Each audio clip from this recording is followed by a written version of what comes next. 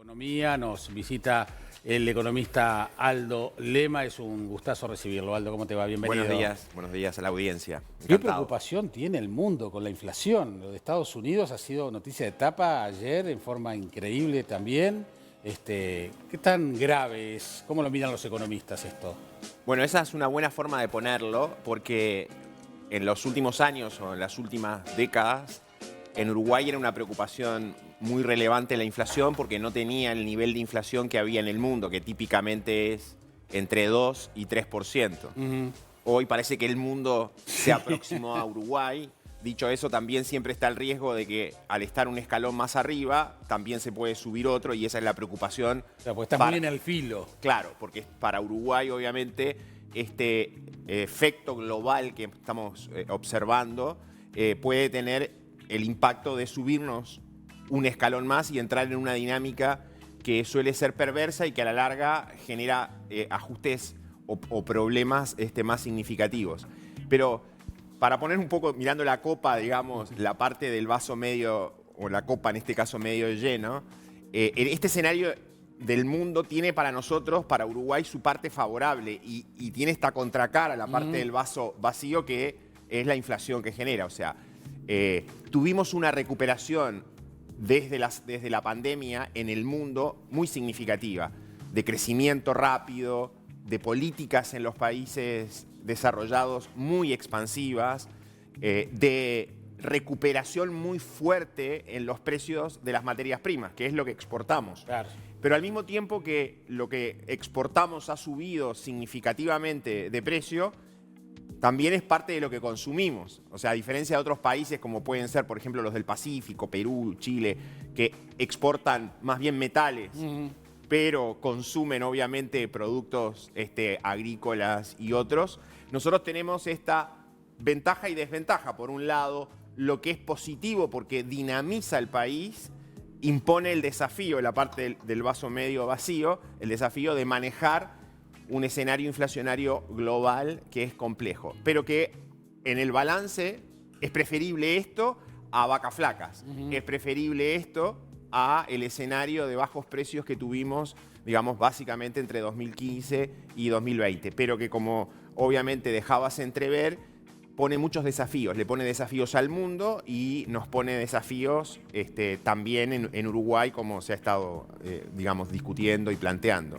Lo que llama la atención es, por ejemplo, cómo con una inflación, como tú decías, del 8, 9%, Estados Unidos y países europeos están con un número que no tenían desde hace 30 o 40 años. Básicamente desde los 80, y eso, a ver, la década de los 70 fue una década de mucha inflación, donde los gobiernos creían que podían generar un poquito de políticas expansivas para contrarrestar desaceleración, y se fueron quedando con la inflación y no lograron contrarrestar la desaceleración totalmente. Eso muchas veces pasa cuando se reacciona a problemas de producción. En el caso de los 70 fue un shock del petróleo. Recuerdan que el petróleo saltó y eso generó complicaciones en la economía mundial y se reaccionó con estímulos.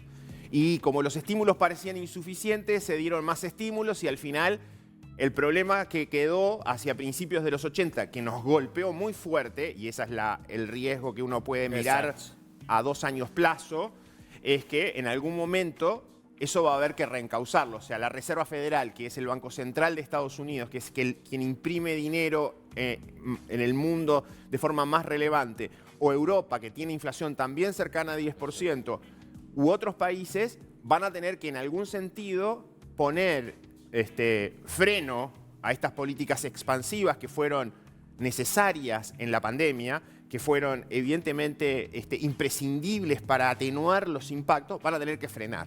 Entonces yo diría que estamos en un escenario complejo, porque por un lado, si bien tenemos como balance un escenario más bien de viento a favor, está siendo un escenario de viento a favor, no perdamos de vista eso, materias primas altas. Commodities en las nubes. En las nubes, precios que son en muchos rubros los más altos que hayamos visto en los últimos años.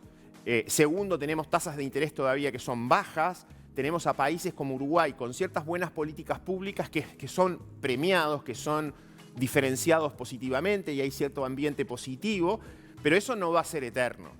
Entonces, también muchas veces en las soluciones que se plantean y en los debates, hay que ponderar esas cosas. Hay que ponderar que hay riesgos que se pueden estar acumulando, que hay que ser prudente y que muchas veces hay que poner lo importante por sobre lo urgente.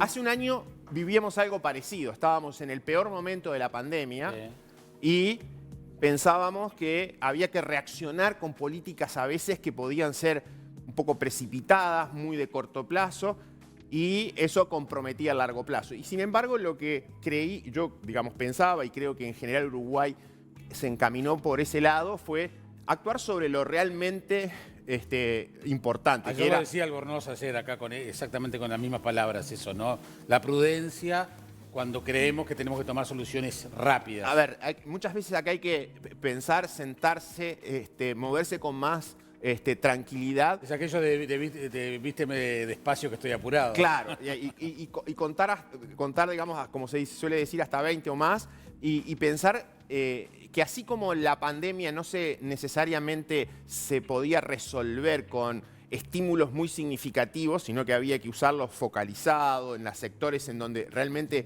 los necesitaban más, o atacar el tema de la vacunación, que era el fenómeno que nos iba definitivamente a poner, digamos, en un camino de recuperación.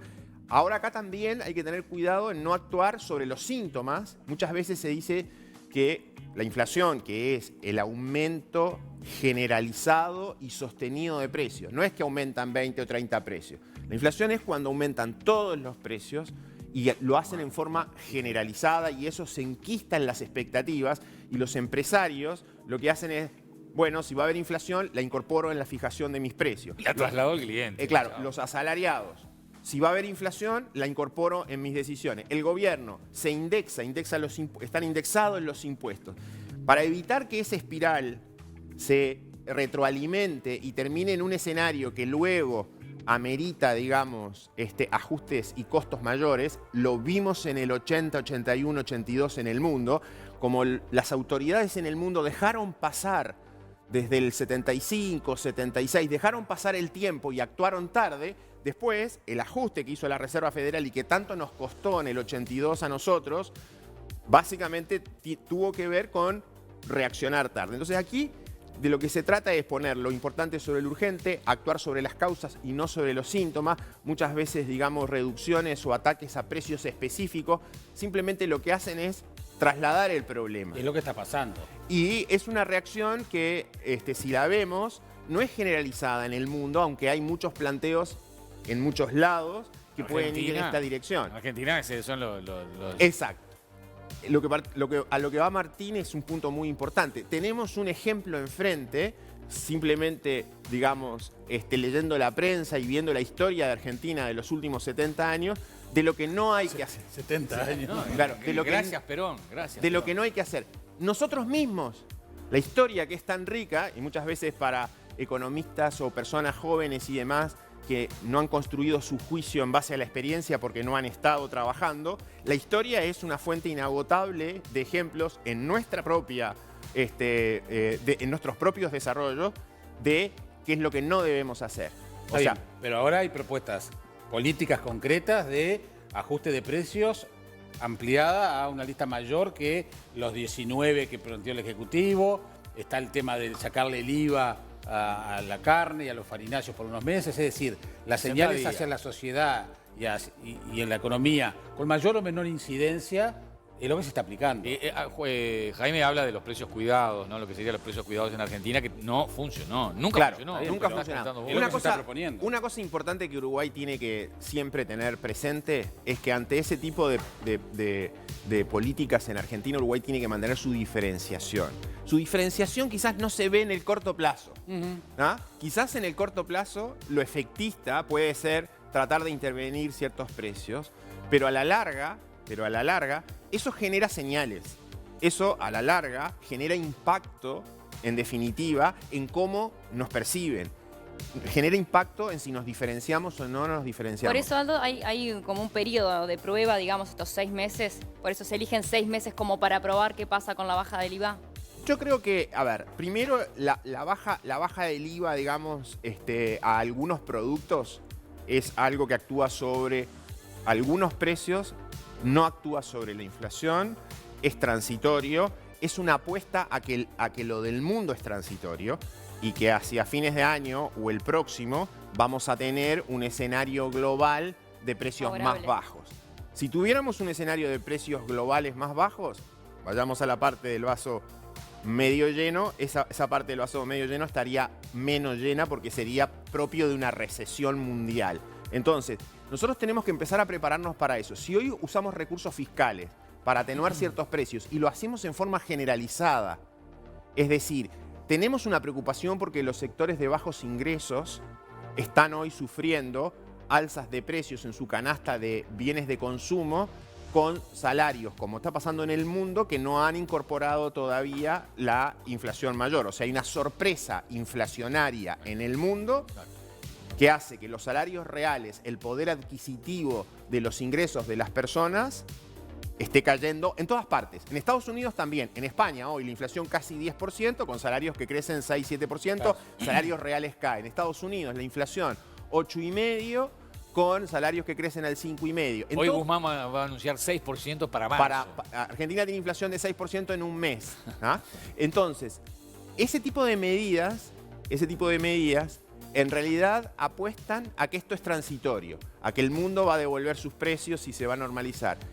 Yo creo que efectivamente es transitorio, no sabemos cuán transitorio es y nos tenemos que preparar para que el mundo en su conjunto reencauce probablemente la inflación con lo que los economistas solemos decir un sacrificio en materia de actividad. O sea, si el mundo creció muy rápido durante un par de años por encima de su potencial, con restricciones de producción que las había y hoy se han acentuado esas restricciones de producción por la invasión de Rusia a Ucrania, probablemente el mundo va a tener durante 2023, 2024, 2025 menor crecimiento mundial. Y por lo tanto, si hoy usamos recursos para eso en forma generalizada, en materia fiscal, nuestra posición fiscal cuando llegue ese escenario va a ser bastante más débil. Segundo, si queremos focalizar e ir a sectores de bajos ingresos y demás, hoy tenemos herramientas que son muy buenas como tarjetas de débito y demás que le podemos hacer una transferencia directa a los,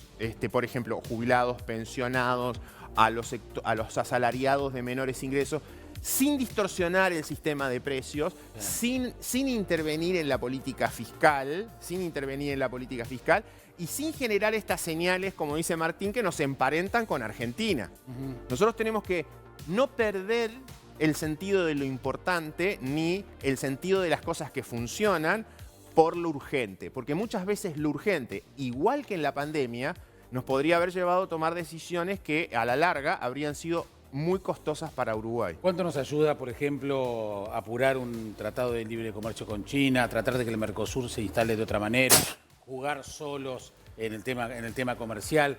Hubo una reunión ayer entre el canciller uruguayo y el secretario de Estado de los Estados Unidos donde se planteó profundizar el TIFA, es decir... Ahí hay varios temas muy importantes que has planteado y que los voy a tratar de sintetizar. Primero, nosotros siempre tenemos también acá, junto con la inflación, que como les decía recién es el alza generalizada en todos los precios y forma sostenida, nosotros también tenemos problemas de algunos precios altos, históricamente altos. Haya inflación baja en el mundo o haya inflación baja en el mundo, Uruguay tiene ciertos precios que son altos y por eso tenemos esta sensación de que somos caros. Sí. Y algunos precios que en realidad para nuestro nivel de ingreso,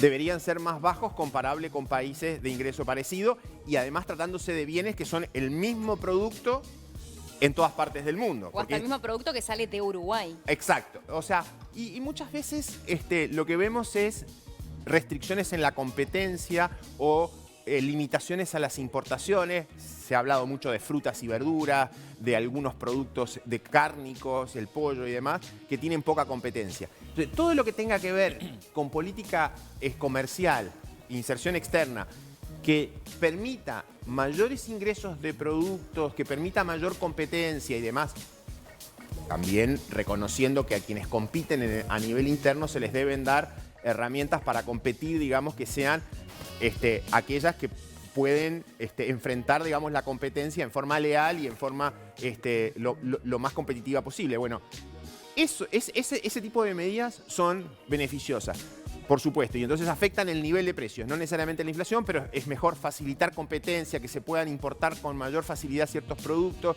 que se pueda, obviamente, darle competencia en algunos rubros. En lo comercial, adicionalmente, siempre lo comercial es una buena señal si uno se inserta correctamente en el mundo de diferenciación.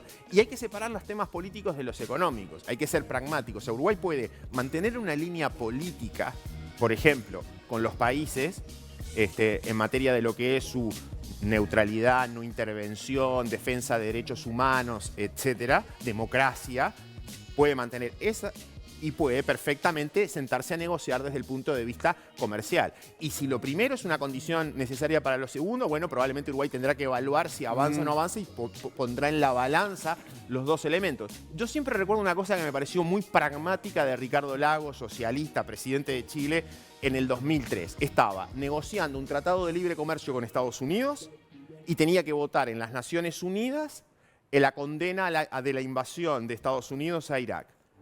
Ricardo Lagos, socialista, votó en contra, condenó la invasión de Estados Unidos a Irak y simultáneamente siguió avanzando con las negociaciones y logró un tratado de libre comercio. Habló con Bush y le dijo, estos son dos temas distintos.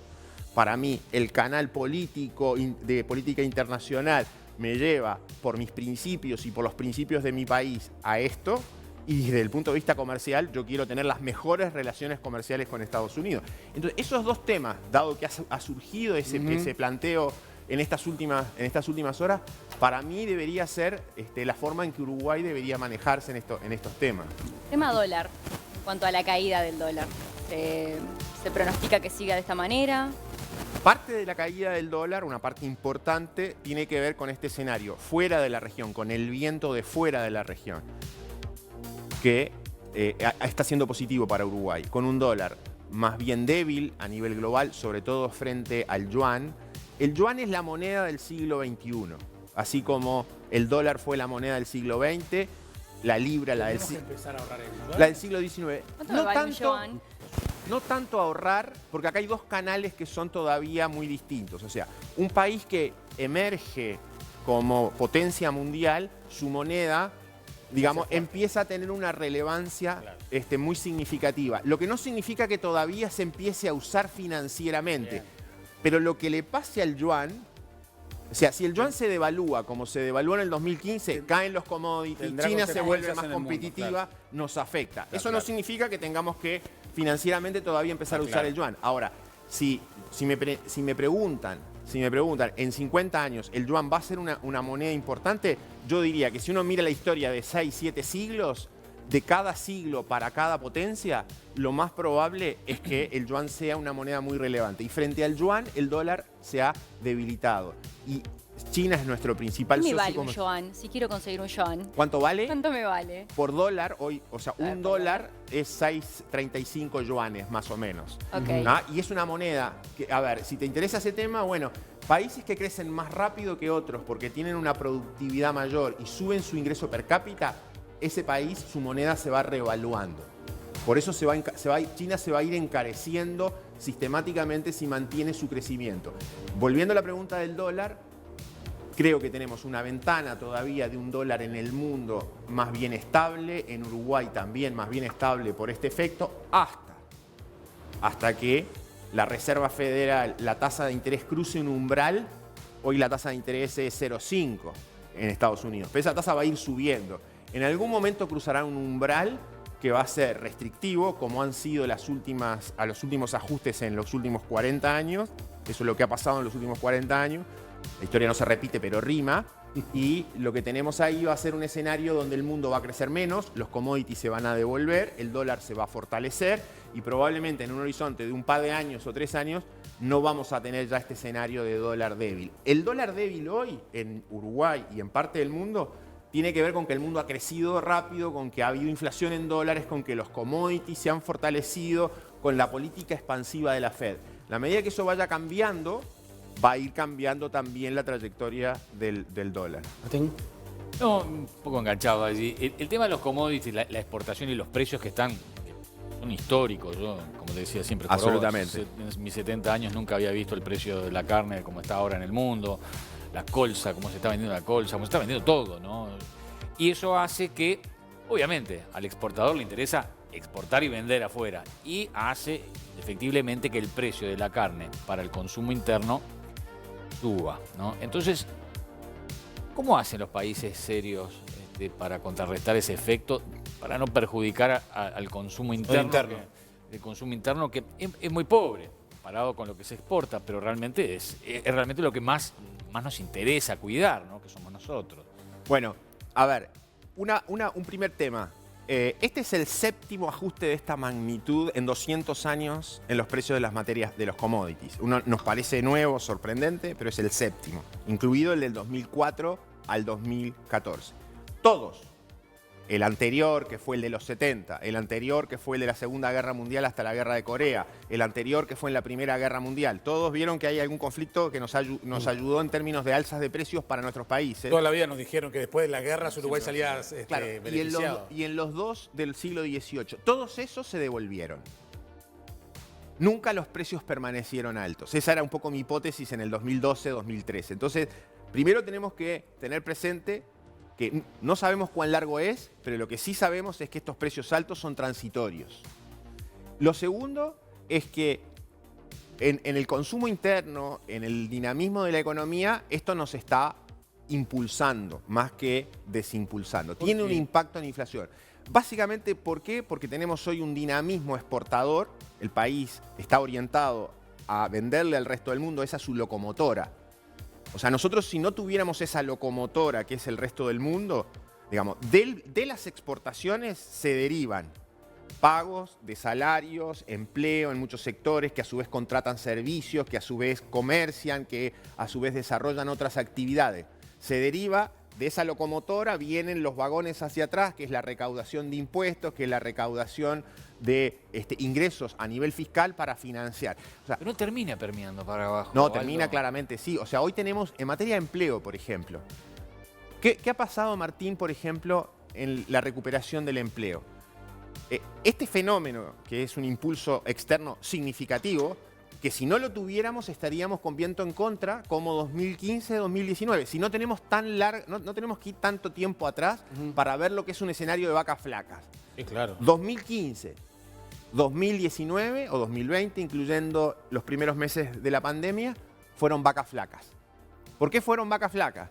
Porque la soja estaba en $300 y no en 600, porque la leche, la tonelada de leche en polvo en Nueva Zelanda valía 2.200, 2.300, no 4.600. Porque la celulosa, la tonelada valía 600, $700 y no valía 1.300, y podría seguir con muchos otros productos que son, hasta ahora, nuestra base exportadora. Esta crisis, y hago un paréntesis, esta crisis nos abrió una oportunidad, así como en el siglo XIX el poder mandar carne refrigerada nos abrió una oportunidad de crecer. El corned beef. ¿Ah? Claro, esa oportunidad que tuvimos, o sea, cuando Uruguay da su salto, digamos, a crecimiento, lo da hacia 1875, 1880. ¿Por qué? Porque ahora ampliaba de las 150.000, 200.000 personas que era la población inicial en esos primeros años de independencia, ampliaba su mercado y podía exportar. El paréntesis que hago es que a toda esa base exportadora ahora le podemos sumar la base exportadora de servicios. Desde Montevideo, con buena educación, bien preparados, con lo que requiere el mundo, cualquiera de nosotros puede hacer teletrabajo, y lo vemos en el sector tecnológico, desbordado de trabajo, desbordado de demanda, buscando técnicos o tecnólogos o ingenieros para que trabajen, digamos, en esas áreas. Entonces, si vemos lo que le pasa al empleo, tuvimos este gran impulso de estos 2 años. Eso ha dinamizado el sector agroexportador, incluyendo el forestal y demás, con un dinamismo que no se observaba desde la década anterior de buenos tiempos o de bonanza, que fue 2004-2014. Vemos lo que pasa en el empleo. En el empleo se han creado, básicamente, acumulando 2021 y 2022, se van a crear entre 110.000 y 120.000 puestos de trabajo. Es decir, estamos volviendo al nivel de empleo. Prepandemia. No solo prepandemia, ya volvimos al nivel prepandemia, sino que estamos volviendo al nivel de 2014-2015. Por supuesto que tenemos un montón de desafíos en la calidad del empleo y en los segmentos del empleo. O sea, los jóvenes siguen con unas tasas de desempleo muy altas, la calidad del empleo todavía es una calidad en esta recuperación que debería mejorar. Todavía tenemos... Son desafíos. Son desafíos y que tienen que ver no necesariamente con la política macro, ni necesariamente tampoco con nuestra... O sea, en parte tiene que ver con nuestra estrategia exportadora a la larga, pero sobre todo tiene que ver con nuestra educación. O sea, para que nosotros tengamos empleos de calidad y para que lo que está ocurriendo en el sector tecnológico, se extienda a otros sectores, bueno, tenemos que tener la preparación, la orientación al resto del mundo, la innovación que hay en el sector tecnológico. Eso va a ir ocurriendo. Creo que la pandemia lo que nos ayuda es a diversificarnos un poco más de Argentina y Brasil, pero es un poco un mito de que esto no derrama. O sea, por supuesto que nos gustaría que derramara más rápido y lo que tenemos es una sorpresa inflacionaria hoy que probablemente genera la noción de que hay un impacto menor en lo que está pasando de lo que podría haber sido en otras circunstancias. Bien.